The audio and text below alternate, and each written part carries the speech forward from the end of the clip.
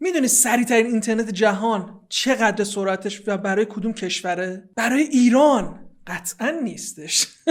سریع‌ترین اینترنت جهان متعلق به کشور ژاپن تونسته رکورد توی سرعت اینترنت بزنه، 402 ترابیت در ثانیه. اگر میخوای بفهمی و درک کنی که این سرعت یعنی چی، باید اینجوریت بگم. اگر یه فیلم 8K بذاری دانلود بشه، قبل از اینکه پلک بزنی فیلم دانلودش تموم شده. اگه بیشتر بخوای متوجه عمق ماجرا و سرعتش بشی، باید اینطور بهت بگم که این سرعت 1.6 میلیون برابر از پهنای باند متوسط آمریکا سرعتش بیشتره. نکته جالب اینه که ژاپن برای دسترسی به این سرعت اینترنت از 1505 کابل مختلف به همراه تقویت کننده کنار هم استفاده کرده. این یعنی چی؟ یعنی اینکه با این تجهیزاتی که الان داریم میتونیم به همچین سرعتی دست پیدا کنیم. البته که تو ایران نمیتونیم. فکر میکنید ما میتونیم تو ایران یه زمانی به همچین اینترنت دسترسی پیدا کنیم؟